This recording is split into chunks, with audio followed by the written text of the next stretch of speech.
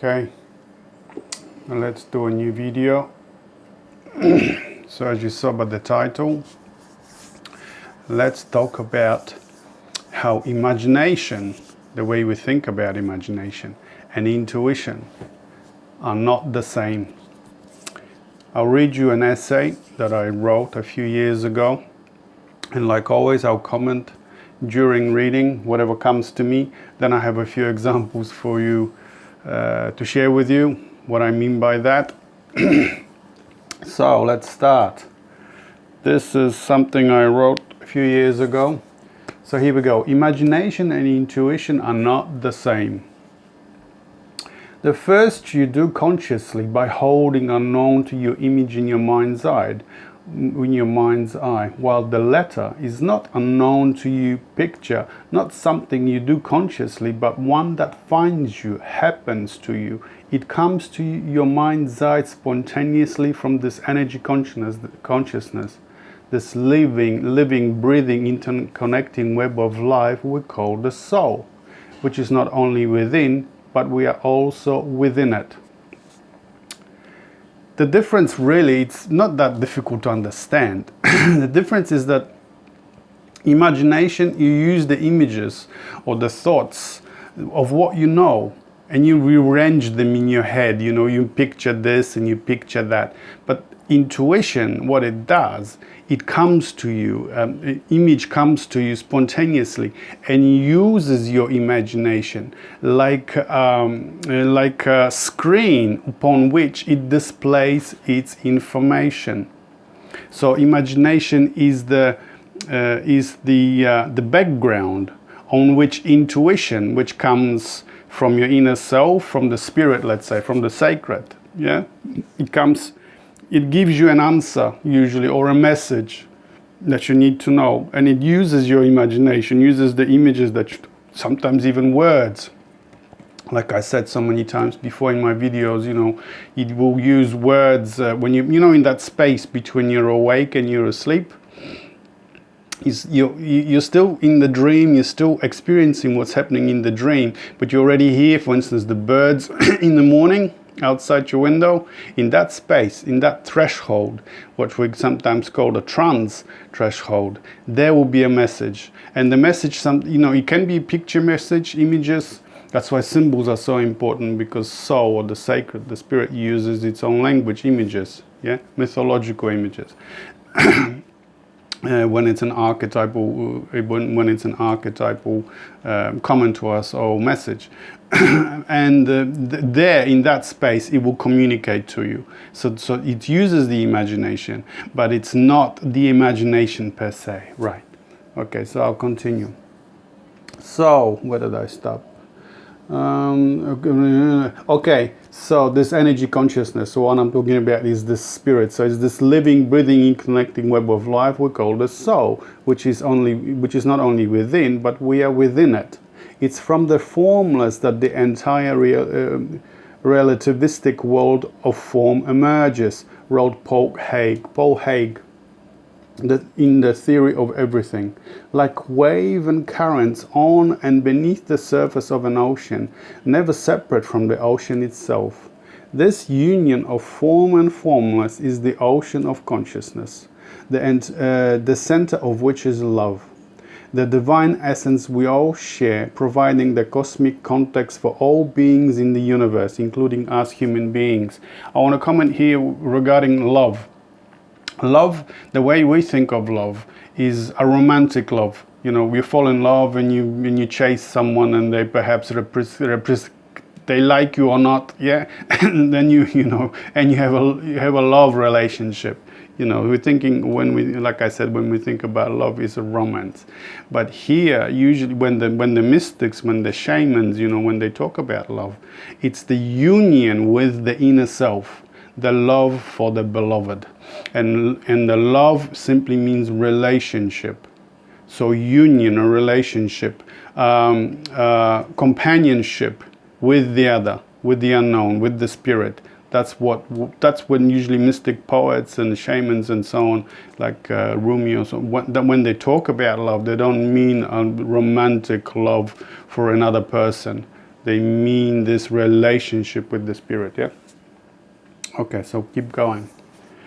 That is, the information is still in your imagination, within you, but in the first, it's what you choose to know, to hold in your mind. That's right. It's yeah. You do the imagining, yeah.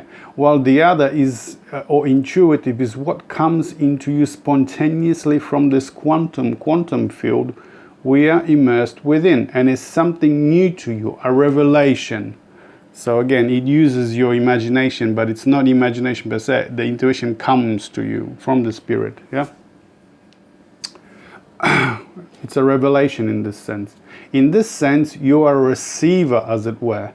The brain does not produce consciousness.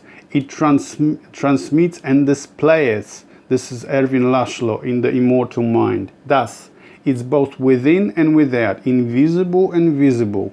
Your imagination, your inner source, working in tune with surrounding or outer source, constantly exchanging information. If you are attuned enough to perceive, yeah. So it's the intuition comes to you. It is spontaneous. It is poetry. It is art. It is when you asking, for instance, a direction to drive, and you suddenly get a message from your inner self: drive this way, but don't drive that way because the road is blocked. Intuitively, And then, if, for instance, you disregard it. I don't know how many times I've disregarded it and learned this lesson. You disregard it, you ignore it, and then you go the way that the spirit said not to go. And what do you find? A roadblock. There was an accident or something happened, and you have to wait sometimes for hours. And if you went and if you listened, you would have been through a long time ago. There's no problem. You can get through. You can get to where you're going within minutes or however long it takes. Okay, so it's a big difference. Okay, so let's go. This was Erwin Laszlo. So we got who do we got now? Okay, so there's another example. Consciousness is the dynamic of the interchange of information at the cellular, atomic, and Planck field levels. This is Nassim Haramein. Some of you are probably familiar with Nassim Haramein. I know you are. The field is informing us constantly, and we are informing the field. The field is expanding. The entire universe is aware of itself and is exchanging information. The whole point of spirituality is to create dialogue with the spirit, relationship to the spirit, so that you have exchange of information. And that's it. I use books, I use poetry, I used to use art. Anyway, that creates this quietness, and you start to receive information between words, intuitively. It uses your imagination on that screen, and you see it in your inner eye. Bang, and it's there. And if you don't ignore it, the more you build this relationship, more information, more insights will be revealed to you. Yeah? Okay, so this was Nassim Haramein.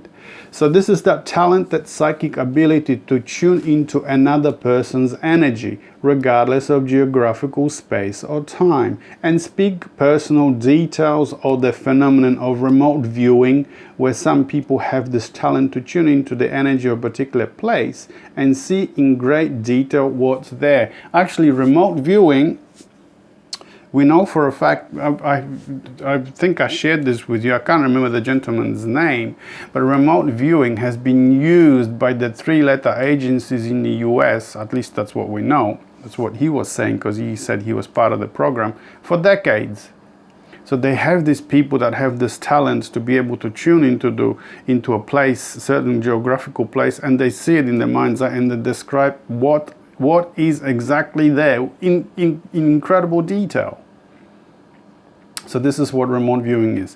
Remote viewing might not be the same as, for instance, intuitively receiving information from the spirit, but it's another ability of the mind, of our soul, let's say, of the feminine, to see things that you don't need to be there in geographical location, like a psychic. Have you ever I mean, I still listen to the, I can't remember the name, Psychic TV Australia.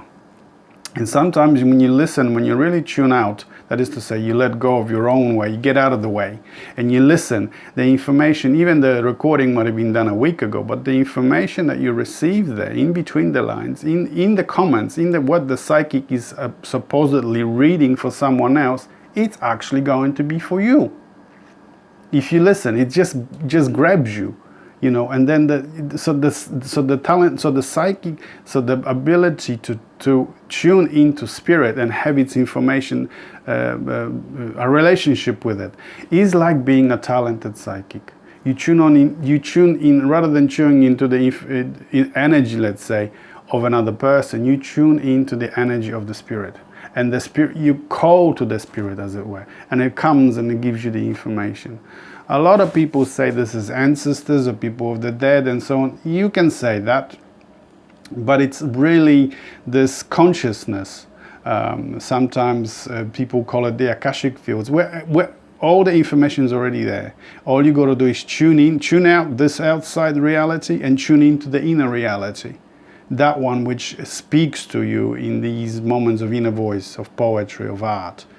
You know, art is just like that as well. There's an idea that sort of comes to you spontaneously. I want to do this. But it's not until you start working on it that you start to get the details of what really wants to be communicated. And then you just use all sorts of mediums, whether it be paint or, drawing pencils or watercolors, whatever you like. This is actually painted with house paint. Because that's what I had at that time. House paint, different colors. I mixed my own colors. So you don't need to go and, to terrible expenses or whatnot. I just had some, I don't know, I remember I had 5 or 6 different brushes and I bought little pots of house paint because it was cheaper. And I mixed my own, and it still holds, and it still looks just as good as it was oil painting. Yeah. So that's important to understand, that the imagination and intuition are not really the same. Okay, so what did we say? Okay, so this is another example. Einstein. Here, when Einstein speaks of the in the book Cosmic Religion about imagination, he means the power of intuition. Okay, so that's another example. I believe in intuition and inspiration. At times I feel certain I am right while not knowing the reason. When the eclipse of 1919 confirmed my intuition, I was not in the least surprised. In fact, I would have been astonished had it turned out otherwise. Imagination is more important than knowledge, so it means intuition. Knowledge is limited, whereas imagination embraces the entire world, simulating progress and giving birth to evolution. It is, strictly speaking, a real factor in scientific research. It is. What gives you the revelation? Did you think? Let me have a look at the time. Did you think that you got that scientific insight by yourself? That you're so smart that you got the answer?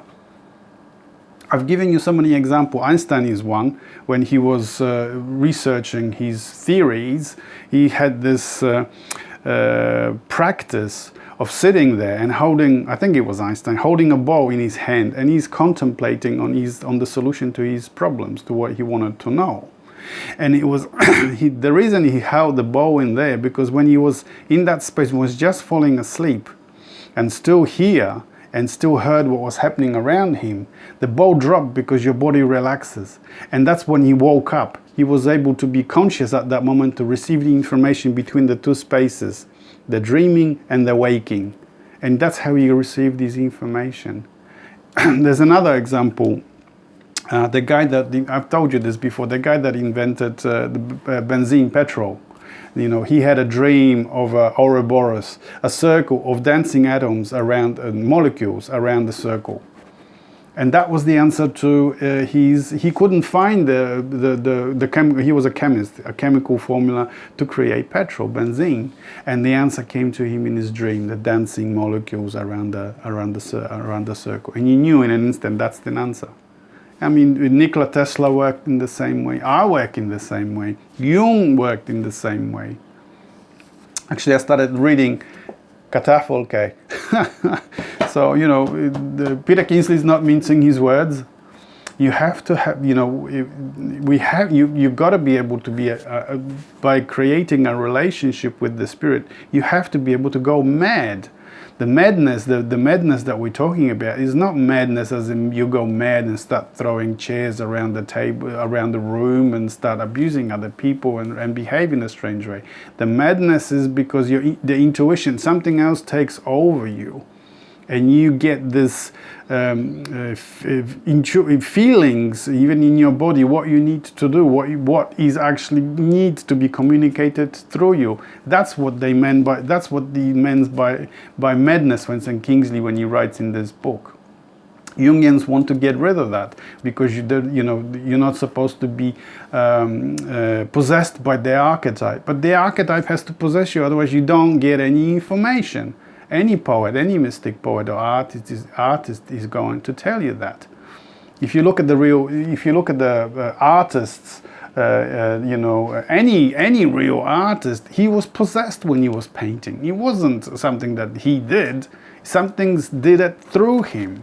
Of course, you don't want to be in that state 24/7. But when you're working, you are in that state. That's why you have to get out of your own way and allow the Spirit to take over. The problem arrives when there is fear and you're not ready. You're not ready when there's fear. You haven't had that experience. Or for instance, when you are very religious, so you're afraid that for instance, in Christianity and Catholicism, that the devil is taking you over, and you panic and you create lots of problems for others. The hysteria kicks in. Then it's a problem. Then you can't do this because it's too early. There's too much fear. You're too conditioned. Your mind, your psyche is programmed in a certain way.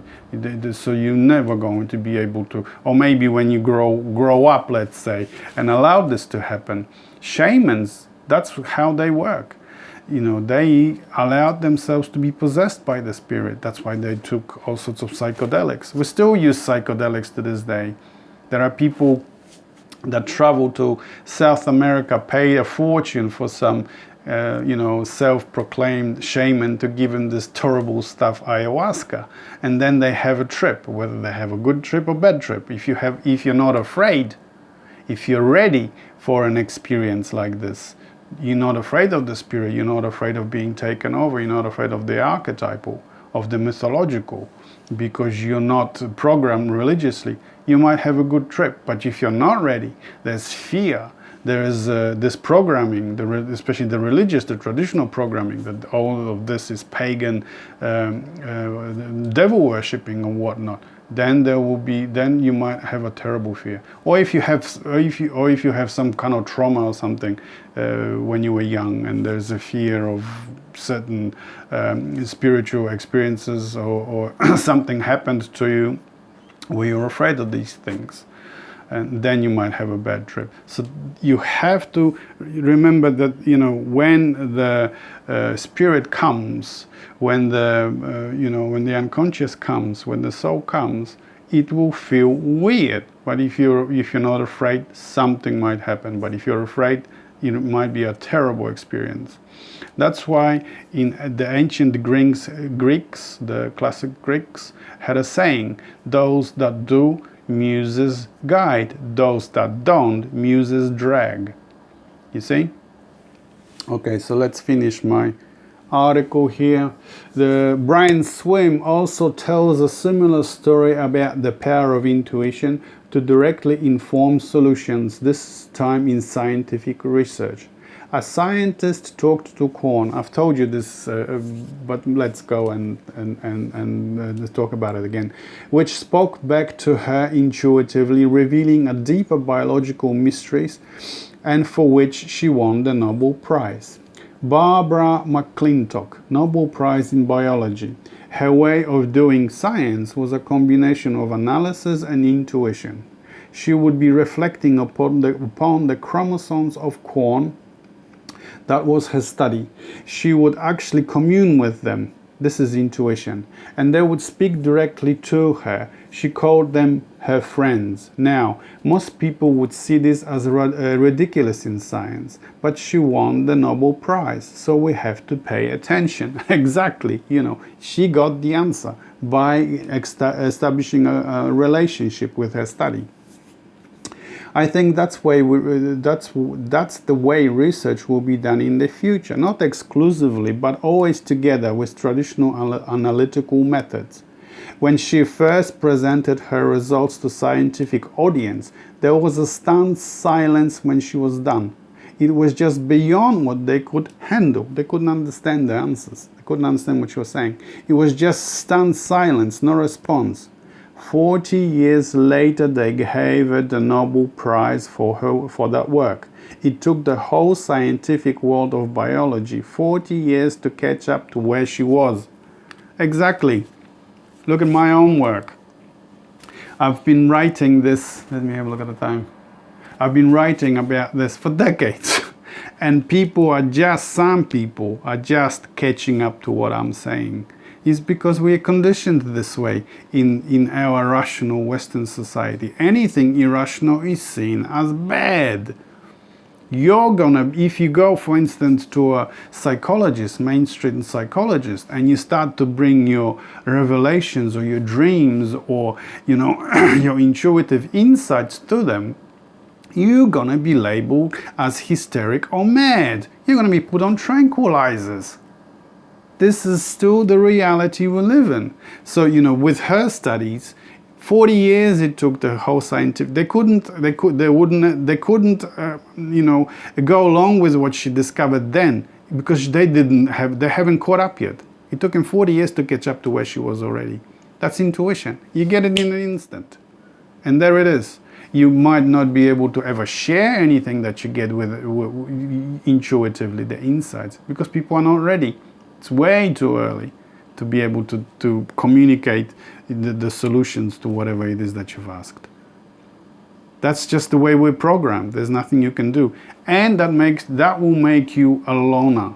That is to say, you might be in the middle of a greatest crowd, your family's all sitting around, the generations with the Christmas dinner and whatnot, but because you know more than them, you're alone. That's the reality. And you ask any mystic, any real poet or any real artist how they felt throughout the whole life, because they knew more. Completely alone, even though they had admirers and they had followers and so on, but completely alone. There's nothing you can do. Okay, so I'll share with you what I found in Peter Kingsley's Katafolke. He talks about meeting with North American Indians somewhere, and they knew instantly, intuitive, just by looking at him or the way he walked, what he was all about. Okay, so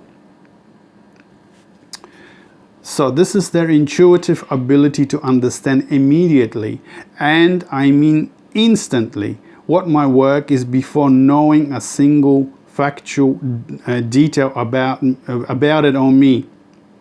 And before even I get the chance to say a single word, more than once I found myself being welcomed, and from the way events unfolded, I could see that what they, it's dark here, it's difficult for me, what they told me was true. With comments like, as soon as I caught sight of you walking in, I knew from the way you walked that your work is for the ancestors. That is to say, associate with the spirit. You see? So, I don't know whether Peter Kingsley actually had any real mystic experiences. I only know of one which was told by Anne Baring years ago, and I'll share with you in a moment. So what else does he say? So these are the North American Indians, the ones that have been genocided by the settlers, by the Westerners, because that's what it was. You killed them off in America completely, like we did the Aborigines, because they were heathen. They were, you know, they don't follow our religion, and they had the madness in them, you know, the supernatural. They were still, you know, connected to the spirit. That was evil to us. But intuitively, instantly, they knew the job I am here to do. Oh.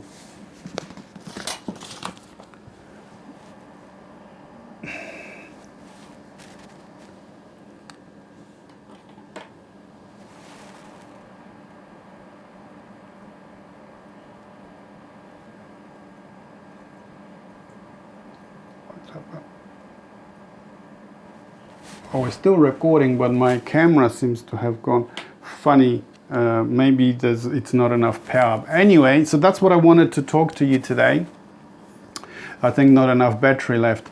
That's what I wanted to talk to you today. I was going to share with you a story of Peter Kingsley having his own mystic experience. Well, maybe there is enough battery to do that. What it was told by Anne Baring. And how it went was Peter Kingsley was sitting at a cafe somewhere. And a raven came and was talking to Peter Kingsley. He was, you know, making these noises, the raven making his noises, and then he flew away, then he came back and was making his noises again. And Kingsley knew in his own intuitive mind, got it intuitive that something terrible was going to happen. 3 days later, 9/11. So that's one mystic experience I know of Peter Kingsley. There might be others. If there are others, then please, share with us. Put it in the comments. But anyway, that's all I wanted to talk to you about today. The camera's about to die. So until next time, thank you for listening, and I'll see you on the next one. Bye.